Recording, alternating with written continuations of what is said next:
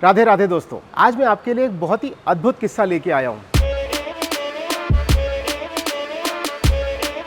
हुआ कुछ यूँ कि मैं और मेरी वाइफ हम वृंदावन की कुंज गलियों में उन गलियों का आनंद ले रहे थे हमारे एक ब्रिजवासी दोस्त के साथ।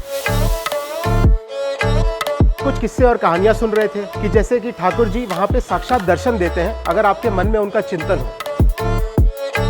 अब हमारा चिंतन चल रहा था कुछ खाने का और सडनली मेरे कानों में एक सुरसुराहट गूंजी और मैंने देखा तो एक दुकान में एक गरम तवे के ऊपर पानी के छींटे पड़ रहे थे। उसकी वो सुरसुराहट थी और वहाँ पे कुछ घी की सौंधी सौंधी खुशबू आ रही थी। बस ये चीज़ मुझे अट्रैक्ट करने लगी। अब हमारे ब्रिजवासी दोस्त फिर एक कहानी बताने लगे। वो था वहाँ का सबसे प्रसिद्ध बदनाम चीले वाला। कैन यू इमेजिन दोस्तों, बदनाम चीला। उनके लिए कहावत है कि ऐसा कोई सगा नहीं जिसे उन्होंने ठगा नहीं। अब ये सुन के तो हमारी जिज्ञासा चरम सीमा पे थी। हम दोनों पहुंच गए उस चीले का आनंद लेने के लिए। ये चीला दूसरे चीलों से बहुत ही अलग था। ये बहुत ही करारा, बहुत ही क्रिस्पी, बहुत ही जालीदार चीला था। मैंने पहली बार ऐसा चीला देखा था। सॉफ्ट, नरम, बढ़िया मूंग दाल के चीले मैंने बहुत खाए हैं। ये काफ़ी करारा और क्रिस्पी था। इसमें जो मसाला था, इसमें ऐसे ऐसे इंग्रेडिएंट मैंने सुने क्योंकि जैसे वो ब्रिजवासी दोस्त हमारे वो हाथरस के निकले। अब हाथरस मेरा ननिहाल है।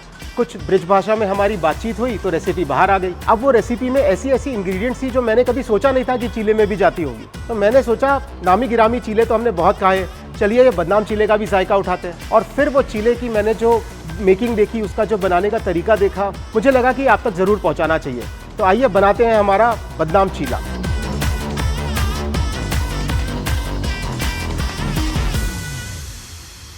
तो इस बदनाम चीले की रेसिपी को हमने 3 भागों में डिवाइड कर दिया है। पहला, जिसमें हम इसका घोल यानी कि बैटर बनाएंगे। दूसरा, जो कि इसका अंदर का फिलिंग है, वो फिलिंग बहुत डिफरेंट है। और तीसरा, हम इसको तवे पे फिनिश करेंगे। तो आइए शुरुआत करते हैं इसके बैटर यानी कि घोल से। तो हम इसके घोल के लिए हमने ये मूंग दाल को भिगा रखा है। करीब 3 से 4 घंटा आप इसे भिगा सकते हैं। तो 1 कप दाल जैसे 2 कप हो जाएगी भीगने के बाद। तो ये हम लेंगे इसमें मूंग दाल।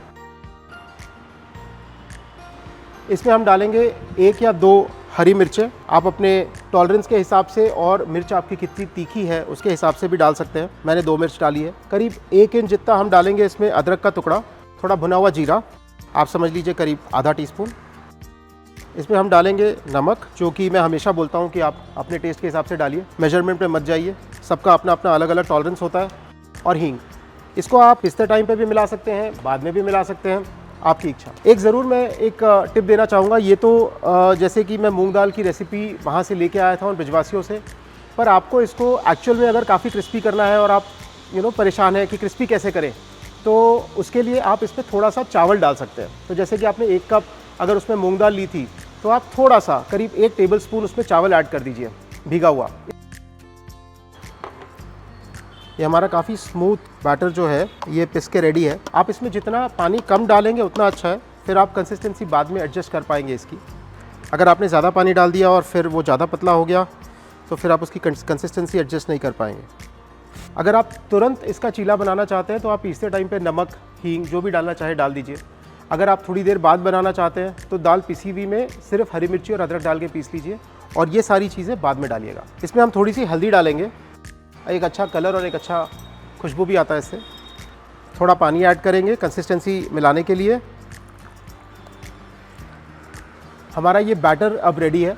तो अब हम इसको साइड में थोड़ी देर के लिए ढक के रख देते हैं और हम बनाते हैं इसका मसाला। तो अब हम इसका दूसरा भाग, जो कि इसका एक मसाला है, जो इसकी फिलिंग है, वो बनाएंगे। ये काफ़ी यूनिक है। मैंने इतनी सारी चीज़ें, करीब 20 इंग्रेडिएंट डलते हैं इस फिलिंग में। मैंने पहली बार ऐसी फिलिंग देखी है। बहुत ही बढ़िया फिलिंग है। आप देखिए, मैं इसको शुरुआत करता हूँ। तो इसमें डलेगा कटा हुआ खीरा यानी कि ककड़ी, किसा हुआ गाजर, बारीक कटी हुई पत्ता गोभी। जब वो मुझे रेसिपी बता रहे थे, इतना क्विकली बता पाए, खीरा गाजर गोभी, उन्होंने इस रिदम में मुझे बताया, मुझे याद भी हो गया। मटर और कॉर्न, तो मुझे याद हो गया कि ठीक है भाई, अब इसके बाद हमें थोड़ा दरदरा पिसा हुआ मटर डालना है, थोड़ा दरदरा पिसा हुआ कॉर्न डालना है। काजू किशमिश, तो हमने लिया थोड़ा काजू, जिसको हमने थोड़ा टुकड़ा कर लिया है। वो लोग साबुत डालते हैं, ये इसे क्रंच भी देता है। मैंने इसको हल्का सा रोस्ट भी कर रखा है। थोड़ी किशमिश, जिसको मैंने चॉप कर रखा है, ये इसको एक मिठास भी देगी इस मसाले को। ग्रेटेड पनीर, ये बहुत ही मेन इंग्रेडिएंट है। ये वो लोग अंदर भी डालते हैं और फिर ऊपर से भी घिस कर डालते हैं। ये इसे एक बाइंडिंग भी दे देता है। अनारदाना, मेरा फेवरेट इंग्रेडिएंट और शायद वृंदावन वासियों का भी, क्योंकि उन्होंने भी बहुत अच्छी क्वांटिटी में ये धनिया पत्ता इसमें डाला था। बीकानेरी भुजिया, ये मेरे लिए बहुत नई चीज़ थी। बीकानेरी भुजिया इस पूरे रेसिपी में इसकी जो है उसमें गया था। इसको बाइंडिंग के लिए थोड़ा हम आलू को ग्रेट करके या फिर उसको मैश करके भी डाल सकते हैं।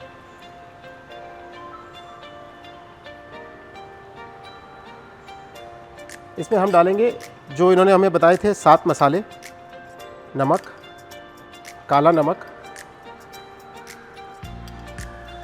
कुटा हुआ जीरा, कुटी हुई लाल मिर्च, थोड़ी सी हींग, पिसी हुई काली मिर्ची, और उनका एक स्पेशल गरम मसाला था जिसकी रेसिपी उन्होंने मुझे नहीं दी, तो मैंने अपना गरम मसाला यूज़ किया है यहाँ पर। आप आपका पसंदीदा गरम मसाला 1/4 टीस्पून की तरह यूज़ कर सकते हैं इस रेसिपी में। इसे हम मिला लेंगे। दोस्तों, मैं श्योर हूँ कि ऐसी स्टफिंग चीले की आपने नहीं देखी होगी। ये मेरे लिए भी बहुत ही अनोखी, बहुत ही डिफरेंट है। ये हमारी चीले की स्टफिंग रेडी है। अब हम करेंगे अपने चीले की फिनिशिंग। तो दोस्तों, अब बारी है इस सिंपल सी लेकिन कॉम्प्लिकेटेड दिखने वाली डिश को फिनिश करने का। तो जैसा कि मैंने आपको बताया था कि हमारा बैटर अभी आधी घंटा भीग चुका है। इसमें कई तरीके से आप इसको क्रिस्पी कर सकते हैं। घरों में काफ़ी इसके नुस्खे होते हैं। जैसे मैंने आपको बताया कि आप चावल डाल सकते हैं। मेरी वाइफ नींबू डालती है, जो मैं आज डालूंगा। वो पकौड़े भी बनाती है तो नींबू डालती है। आपके पास भी अगर ऐसा कोई तरीका हो तो आप कमेंट करके ज़रूर बताएं।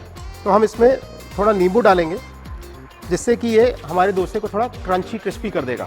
जो तवा होता है, जो कमर्शियल तवे होते हैं, वो देखिए 20 mm थिकनेस के होते हैं, कभी कभी 40 mm थिकनेस के भी होते हैं। तो उनमें चीले बनाना और उनको एक तवे का प्रिपरेशन करने का तरीका अलग होता है। घर के चीले बनाने का तरीका और उसके तवे का प्रिपरेशन अलग होता है। आप अगर नॉनस्टिक यूज़ कर रहे हैं तो आपको ज़्यादा कुछ करने की ज़रूरत नहीं है, पर अगर आप एक आयरन का तवा यूज़ कर रहे हैं तो उसको पहले तैयार कर लीजिए। उसको काफ़ी ज़्यादा हीट पर लेकर आए और उसमें थोड़ा तेल या घी डालिए। उसको थोड़ी देर उस पर रहने दीजिए और फिर वो घी तेल उसका निकाल दीजिए और उसको एक टिश्यू से या कपड़े से साफ़ कर लीजिए। आपका तवा रेडी हो जाएगा। फिर आप उसको थोड़ी धीमी आंच पर ले आइए, जिसमें आपका चीला उस पर डालने के लिए तैयार हो जाएगा। आप बहुत गर्म पे अगर चीला डालेंगे तो भी अच्छा नहीं बनेगा और बहुत ठंडे पे भी नहीं डाल सकते। तो दोस्तों, हमारा तवा हो चुका है रेडी और अब हम इसको देंगे हमारी वो सुरसुरी। यस, यही वो आवाज़ थी जो मुझे अट्रैक्ट कर रही थी इस चीले की तरफ। इससे तवा आपका थोड़ा सा कम हीट पे आ जाता है चीले को डालने लायक, इसीलिए ये किया जाता है।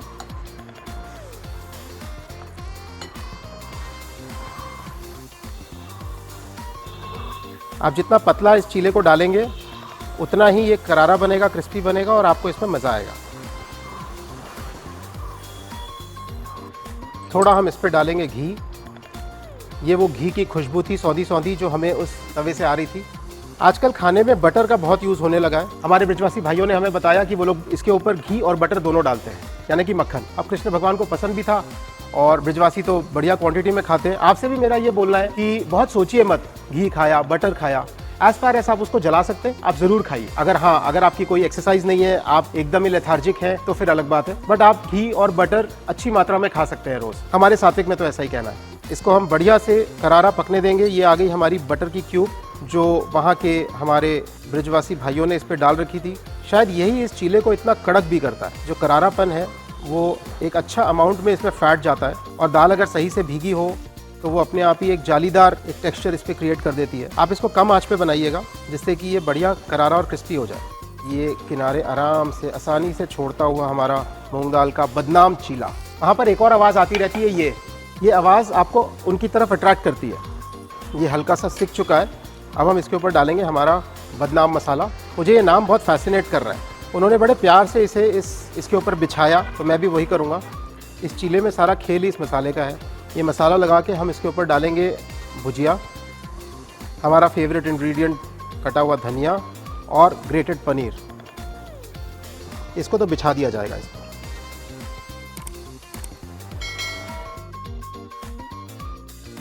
इसको एक गोल्डन कलर आ गया है, निकालने की बारी है। ब्रजवासियों का स्टाइल कुछ अलग था। वो लोग बहुत स्पीड में इसको निकालते हैं, तो ले मोड़ा, काटा, पलटा और आपको दे दिया। हम इसको थोड़ा सा रोल करके अच्छे से प्रेजेंट कर देते हैं।